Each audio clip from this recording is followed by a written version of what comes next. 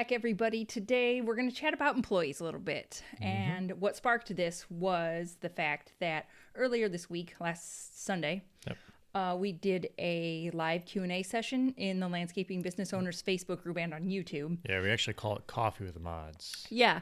And we've done that before, and it was mostly just the moderators from the Facebook group talking about what has, like, questions that came up in the group throughout the week. Yeah, just different topics. Yeah. But we've changed the setup a little bit. Now it's more of like a Q&A with the mods. So if you are in the Landscaping Business Owners Facebook group, you can watch it from in there and you can ask questions, interact. If you're not in that Facebook group, then you can catch it on the YouTubes. You can go on there. So we just wanted it to be a platform where everybody could get, interact more, just get questions answered and stuff like that. So yeah, just real quick, if you're interested in joining on the YouTube, then you need to head to Million Dollar Landscaper just Million Dollar Landscaper and subscribe to that, and you'll get notifications for when that comes on. Okay, See, we're new to the YouTube-ish. Well, we've been putting the podcast here on YouTube for a couple weeks now, but I still consider us pretty new to it. So. way new to So hop on in there. Those will be great. Yep. So... like Katie said, we talked a whole lot about employees. Probably 90% of the conversation was about employees, which is awesome. So I was kind of going to do a quick recap of some of the things we talked about.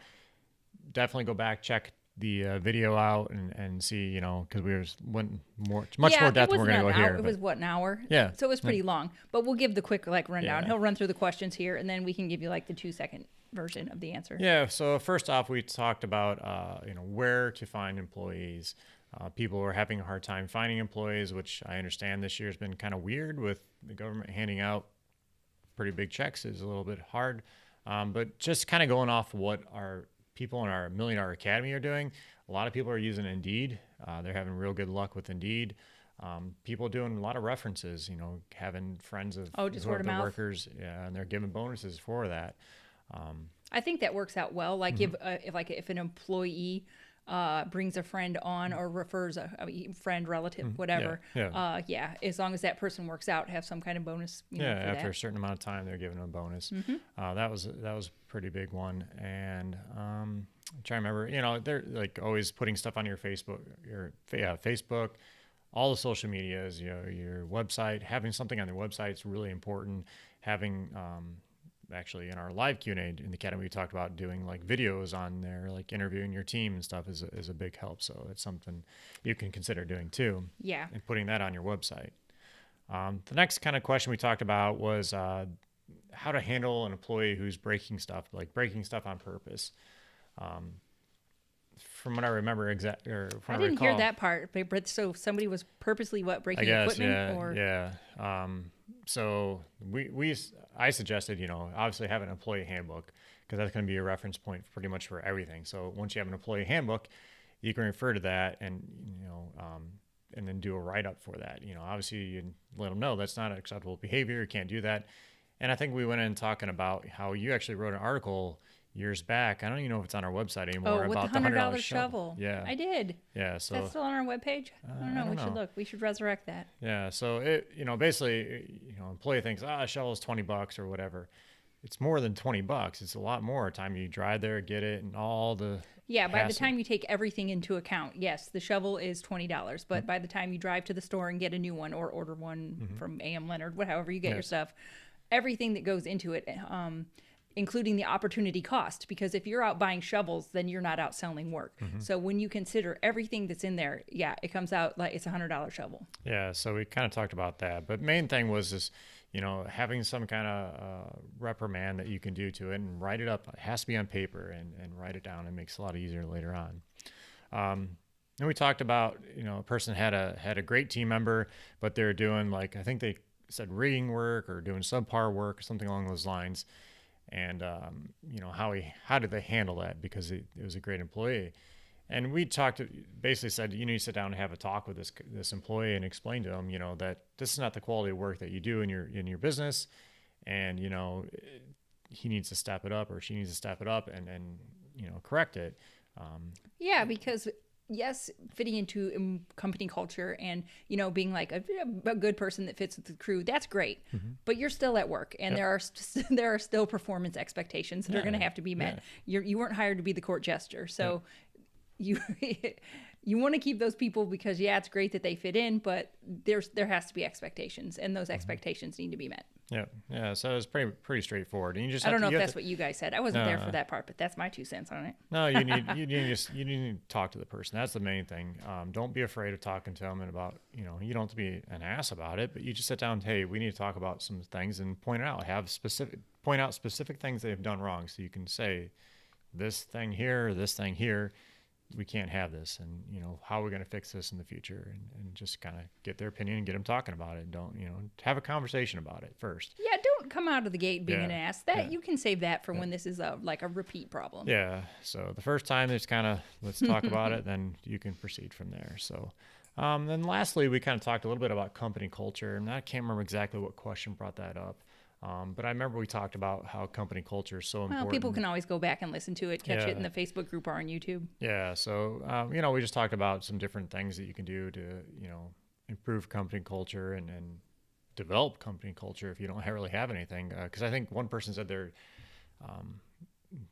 last year they were by themselves, and now they're looking to, grow a team and stuff. Is this their first year having employees? So I think they talked about that. So we talked about a few things, different activities, taking them out for lunch or having stuff brought in or having parties and stuff. Just, to be very expensive things. It's simple things you can do. We had just cookouts all the time. And the guys the employees would do the cooking, but they liked to do that. They enjoyed, because they were mostly Mexican employees. And so they would come in, they would bring the meat, they liked cooking all that food for everybody.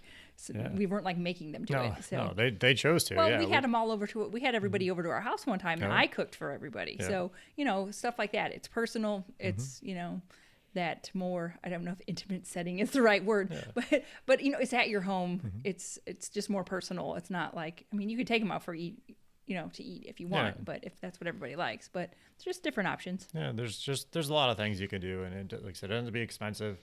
So just kind of look at doing that when you're building your culture. Yeah. So is that everything you guys kind of touched on, or everything that you can? That's kind of a quick run through of everything that I could think of. Yeah. I'm sure there's more. Well, like I said, just go back and listen to it if anybody missed We went on for, like I said, an hour, so there's quite a bit in there, and most of it was over employee stuff. Yeah, well, and it's nice because the moderators from the group are in there. It was just you and one other moderator this time. Sometimes there'll be a couple, so you get more than one perspective, and it's not just like what we have to say. We don't ever profess to be the be-all, end-all source of information in this world. Yeah. So no, and I think at some point, too, we may bring on some other guests here and there to kind of break it up. And, I think, there's some people in the academy that would be good to bring on. So since this is such a big topic, employees is such a big topic, we kind of want to talk to you about how we go about hiring and we've got basically a 3-step process that we follow and we recommend for everybody to use when you are taking those steps to start building your team, or maybe you've got a team and you just need to tweak it a little bit.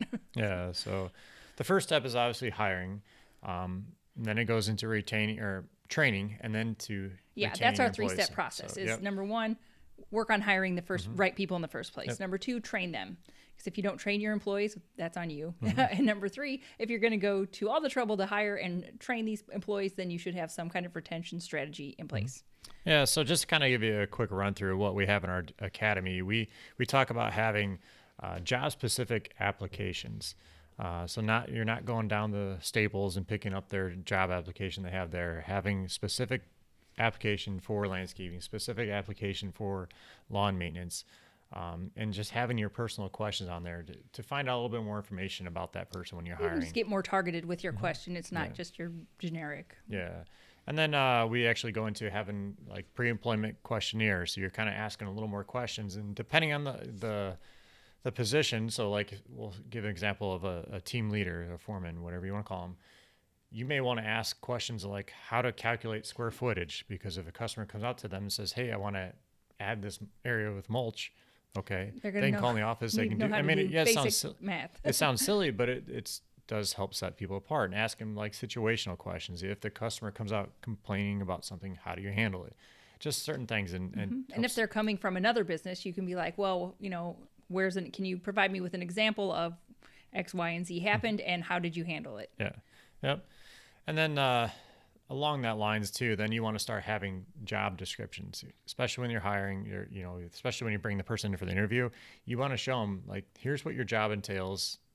Make sure you read it over, they understand it, and they agree to it before you actually go into any further. Well, landscaping is hard work, and some people just aren't always, they don't always know what they're getting into.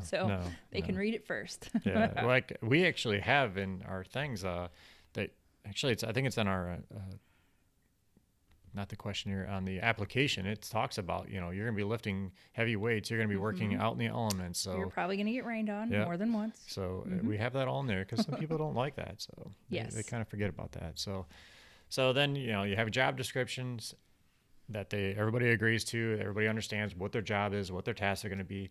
And then you have an onboarding process. So once you hire the person, we need to have a onboarding process to bring them on and keep them up to date and make sure everything's good to go. Yep. So that kind of is a quick thing on the hiring step. As far as training, this is where our employee handbook is going to start. You need to start training your people of all your policies and procedures you have in your business. Yeah, it's not just training them on how to landscape. That's part of it as well. But you have to train them, like Scott said, like for your business. This is our policy. This is how we do things. Because even if they are an experienced landscaper, things could have been done completely different at wherever they were previously. Yeah, and then once you have that job application, the employee handbook, you can have like a write-up form. So like when we talked about earlier, somebody is breaking equipment, now you can start writing that person up.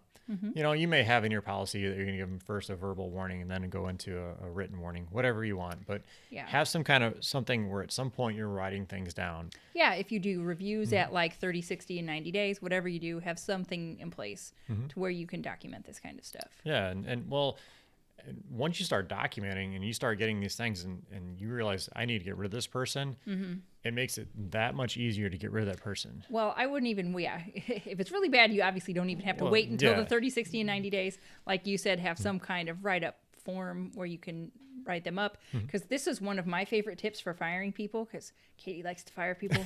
I don't feel bad.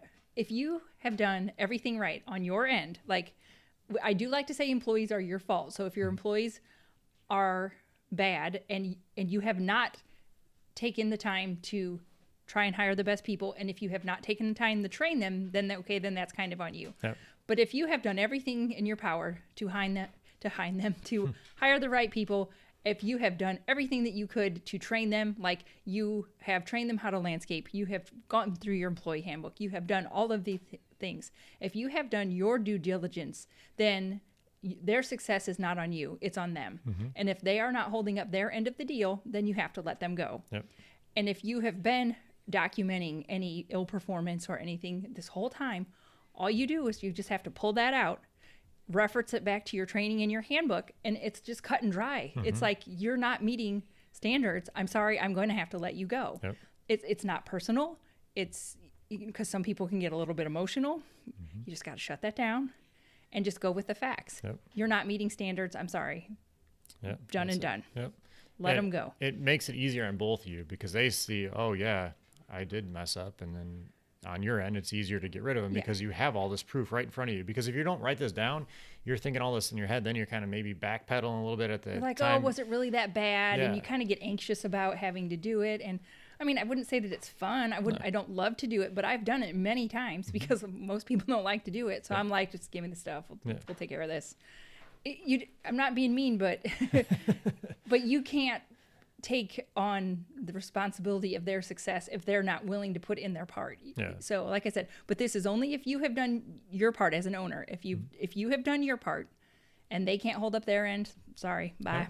Yeah, it is what it is. So you can't be responsible for everybody. I know these people have families and I know they're going to have kids, and that stinks. But you can't take that on. You just can't. No. You have a family and a business to run as well. Yep. Just saying.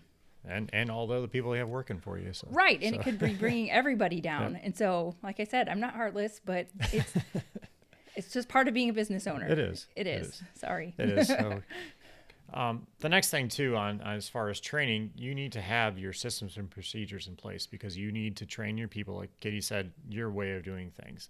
I always share this story of how I went and helped out another landscape company for a little bit, and it got to the point in the job we had to put down mulch, and I have done mulch. I've done thousands or yards of mulch. So we started putting mulch down. I'm raking it in place, and the owner of the business comes over and is like, "You're not doing it right." I'm like, what do you mean? What are you talking I'm about? Like, that's fine. Everything's fine. It's like, no, I need you on your hands and knees and rake it. Okay. I did it. But my point is, I was never told that. I just assumed, and he assumed I did it his way, but I didn't. I did it because you my were a way. well-trained employee. Yeah. Like you'd been landscaping for your entire life, but that just wasn't how he did it. Yeah. So was it good, bad, or here and there? Nothing. Yeah. No, it's just that was the way they do it, and you weren't told. So yeah, so it just you have to train your people your way. Like I said, if you're getting the guy that's this guy's been doing landscaping for 20 years, it's going to be great. He still has to be trained your way. So this is where having your procedures in place will help allow you to train those people your way. Yeah, well, it's just easy to complain that everybody's stupid, but some of them are. But not everybody's stupid. They just don't know. And employees don't think the same way that the business owner does. So you just have to train them. There's really nothing else to say about it other than you have to do it. Yep. So once you get them trained, then you can use a checklist to kind of follow up to make sure they're staying up the course and everything. So now, once you've done your part, you hired them, you've trained them. Now we need to keep them. We put all this time and energy into doing all this. We need to keep them. So you need to have some kind of system in place that allows you to help keep your people. And we have in our academy, we have a bonus system that's set up based on like your profit. Performance, and profit based. And it's a pretty hefty one, but it's once it's set up, it's a real good one. Yeah, it works out really well. It's a fair process. But you need to have some kind of system in place. You not necessarily have to use ours, but like something in place. Well, say you only have one employee and you're just hiring your first people this year. That might be a little beefy. Yep. But you can do something like, if they come in under man hours on every job, they get a gift card, they get a cash bonus. Yep. There's like the possibilities are endless. You can think of any type of reward system that you can use. Another thing, be creative. Oh yeah. Another thing to do is to have like an employee survey. And this is kind of nice to find out, get some feedback from your team. We've done it both ways where it's been anonymous. They can go put their thing in a box where they just kind of circle things and that we can't so track. You can get feedback from them. How the business is running, what they like about here. Incorporate into into your company culture as soon as possible, because I'm trying to think of how I want to say this. You want them to feel like they have a say, like they have a dog in the fight. Yeah, and there's companies out there that have what's dumb around here meetings or what's stupid around here meetings. And I think that's really good too. And it kind of just brings little... I mean, you don't want it to just turn into like a gripe session. Yeah, so this is where, I don't know, maybe the difference between anonymous and non-anonymous comes in. It depends on your culture and how everybody is with you. Maybe at what stage of this you're at. If you get to that point, make everybody understand that you're going to do your best to try to take care of all these, but you may not be able to do it. Some of these might not be practical. You can't possible, make everybody happy all the time. No, that's but not real. But at least they can air their grievances. You can hear it out, and you can make a decision. At least they know you heard it. Yeah, but you might you don't have to like bend over to their every whim. That's not what. No, and well, the thing is, you get a lot out of these things. You start seeing like there's multiple things being done like at the same time that shouldn't be happening, or like in the wrong order or something, and things just don't flow very well. Maybe the way they get work orders is not proper, and just things doesn't make sense. So they can tell you why this doesn't work, and then you can go and change that. So they're not getting a list of materials in the morning, and that's a slowing down process. So if they can get that material list, just simple things can come out of these meetings. So just keep an open mind with some of this stuff. Don't take it all personal. Everybody's there to help. So. Yep. And just we have all of the training courses that you need for all of these steps inside of our academy. So if you're looking to hire people this season, maybe you're hiring your first people, or maybe you're overhauling your team. If you want help with any of this, we've got courses on all of this inside the $1 Million Academy. It's not only courses, but it's also done for you stuff. We have the job application. We have the employee handbooks. It's all done for you. You can just take and tweak it. Take it to a legal person and make sure it's legal in your state, because everything's different. Every state's different, so you can't make it perfect. But yes, there is a lot of this that's already done for you. And we have a private Facebook community that is just the Academy members. So like if you've got questions on, okay, what kind of bonus system have you been using? What's working for you? You can get input from other members of what's working for them right now. So I think that's a good part of it as well. Yep. So that's pretty much all we have. Definitely that 3-step process is a great thing. It's fairly simple to do once you kind of get it in place. It makes things. It just covers, you're covering your butt. You're Yeah, covering all yeah. your bases. Yeah. So like I said, nobody likes to have to fire anybody. A lot of people hold on to people a little too long. This will kind of give you not the backbone, but like the support you need if it gets to that point. Yeah. So. Yep. No, definitely. Definitely looking at getting some of the steps in place, and it'll definitely help your whole process out. So. Yeah, so definitely go back and check out the Q&A session that they did. Yep. Either in the Facebook group or on YouTube. And if you want some help getting this 3-step system implemented in your business, check out the $1 Million Academy. Yep. And then just a reminder that we are going to be having another live Q&A. I thought there was one more thing. Yeah, go ahead. Next Sunday. This coming Sunday at 5 p.m. So again, it's going to be on the YouTubes and Facebook group. Landscape Business Owner Facebook group. So. Yep, 5 p.m. Central. Yep. All right, ready for your pod deck questions? Let's do it. All right. Okay, would you rather spend the night in a dumpster or porta potty? I'd probably say dumpster. I'd probably go dumpster. Okay. I forgot you really don't have a sense of smell. So that's maybe would have been a better question for me.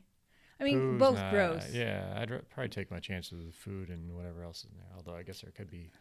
Yeah, dumpster's a little bigger. If it's big enough, you can kind of stretch out a little bit. You might be a little cramped in the porta potty. Gross either way. Have you ever accidentally texted the wrong person, and how did it turn out? I'm sure I have, but. Oh, nothing like terrible. No, there's been nothing I ever gotten back anything like. Oh, okay. I was wondering, you don't have a very seedy background, so there's nothing awful that you were like, because my sister did this. She was complaining about somebody and accidentally sent it to them. I've never done it personally either. No, and I've gotten texts from people that I don't know who they were, and it's just weird things. I just kind of ignored like wrong numbers? Yeah, but I don't know. I think the question was more like along the lines like you wanted to complain about me, and you accidentally texted me like, she's driving me insane today. No. I would have just been like, probably. I would never do that, honey. Lies. What's the worst job you've ever had? Worst job I ever had. Ooh. I haven't had many jobs. I know, but out of all of them, what was the worst? I guess probably the fire and restoration cleanup. That was because we had to deal with a lot of sewer backups, so we had to go clean up turds and all that stuff. So I remember having a vacuum. That's disgusting. So that was probably, I guess, I mean, it wasn't terrible, but it was probably like the worst job, I guess. Yeah. So, well, I mean, turd vacuuming is not really high on many people's list of things to do, so I'd say that's pretty good. That was my guess as to which would have been, like the fire side was kind of cool. You see the fires afterwards, and you had to go clean up everything. But when you had water restoration, the sewer backups were always the worst because you never know what you're going to get. Yeah, it's pretty gross. Yeah, so you see things you don't want to see. Yeah, I don't know. All the questions were pretty gross today. I don't know what's going on.